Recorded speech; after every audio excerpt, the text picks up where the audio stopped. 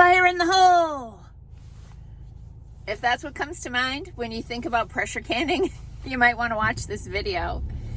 Hey, I'm Dr. Patty Barch. I'm a traditional naturopath, founder and owner of Naturally Unbridled Wellness and naturallyunbridled.com. And I live in Minnesota, and here I am all freaking bundled up. This is Down the Ridge with Dr. Patty, where I give you 7 to 10 minutes of holistic life and wellness information on my way to work. But today I'm not going to work. Well, I might actually stop in because I'm going to be nearby, but I'm running errands. And a couple of people have asked me about this lately, so I thought I'd just do a video about it. So I don't know, I come from a long line of intuitive women, and once you learn to start listening to little messages that pop into your head, if you start listening to those and taking action on them, your life actually gets better. So I was kind of like, oh, okay, a couple years ago when I just started thinking it probably is a good time to start to learn how to grow and preserve food. So it was the winter. I remember, I think it was March or April 2 years ago, that I started canning, and I just watched YouTube videos. So some of the channels I recommend watching are Mary's Nest on YouTube, also Homesteading Family, and Rose Red Homestead. These are some people that give some really good instructional videos, and they helped me a lot. So I would check out their channels. Also, I just thought I'd run you through like a little bit about pressure canning today. This is not an instructional video. Don't listen to me or you'll surely die. But I just want to tell you, a lot of people, when they start with canning, they start with water bath canning, and they usually start with like jellies and jams. Not me. I went right into beef stew because Homesteading Family had a step-by-step tutorial video on how to can beef stew, and I just followed the directions. I rewind, played, and just went through step-by-step. Okay, so for pressure canning, I started out with a Presto stovetop pressure canner, and I do really like it. I actually have 2 of them because I have a problem with gadgets. And I also bought a camp stove that can go outside, so that if it's really hot in the summer, I can outside instead of in the house. And there's a few little nuances for that. I won't get into it at this point. But I do really like the Presto canner. People will tell you, you watch videos and they'll tell you that the All-American is the best one ever and blah, blah, blah. And I'm sure that it is, but I don't want one, mostly because they are noisy. They have a jiggler, top weight that goes on the pressure release valve, and the whole goal is to get that thing to be jiggling the whole time. And canning is really noisy enough, and I'm a sensitive person when it comes to ears. Like most of the time when I'm not making these videos, I just drive in silence. I don't listen to the radio. I hate going into a house where the TV's on in the background. I really do hate noise. And so I don't ever want an All-American canner, but I know the people, I've never heard anyone say they didn't love theirs, so I'm not saying they're bad. I just don't want one. I like my Presto. But then my good friend and the person who got me hooked on canning, Jen Springer, told me, you really got to check out this Nesco pressure canner, electronic, countertop pressure canner. She's like, it's the bomb, and she's been basically canning her leftovers using that thing. And I was like, oh, that sounds cool. I love gadgets. And I couldn't find one around here. They were out of stock. And Jen, she's such a good friend, she went to her local farm store. She found one. She bought it and sent it to me. And then I just sent her a check for the canner and for the shipping. But I will tell you, I love that Nesco pressure canner. The electronic countertop one. I actually have 2 of them now. They are small capacity. You can 4 quarts or 5 pints or 7 half pints. So 4 quarts is not huge, so that's why I ended up buying 2 of them. And then if I have really a lot of stuff to do, I'll use my stovetop canner. But that thing is just so easy. Maybe at some point I'll do a little video showing you how easy it is. But I just wanted to give you the lowdown on a very simple thing that you can do to have shelf stable. Oh, there's a deer in the road. Hi, beautiful. Yep, get in the woods. There you go.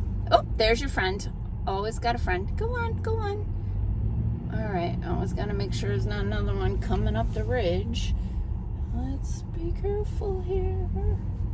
All right, I hope you find something to eat.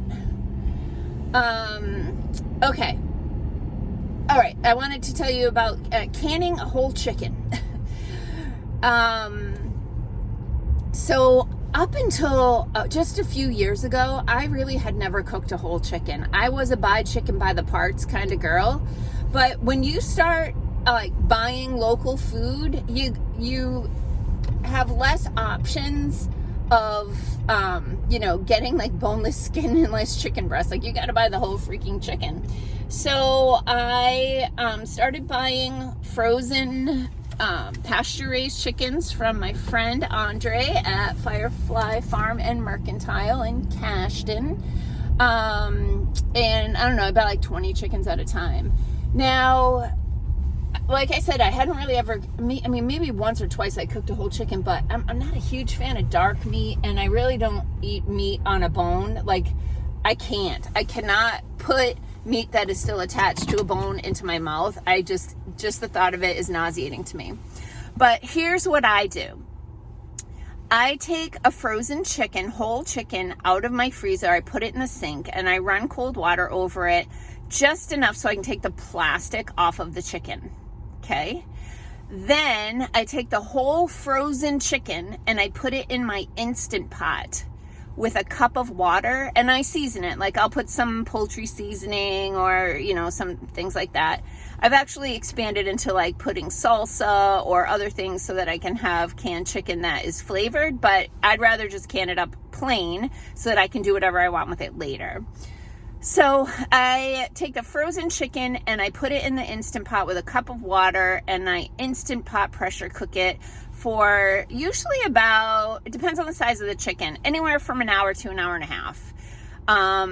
Once that's done, I let it depressurize, and then I don't do a quick release for those of you who use a Instant Pot. I just let it slow release once it's come down.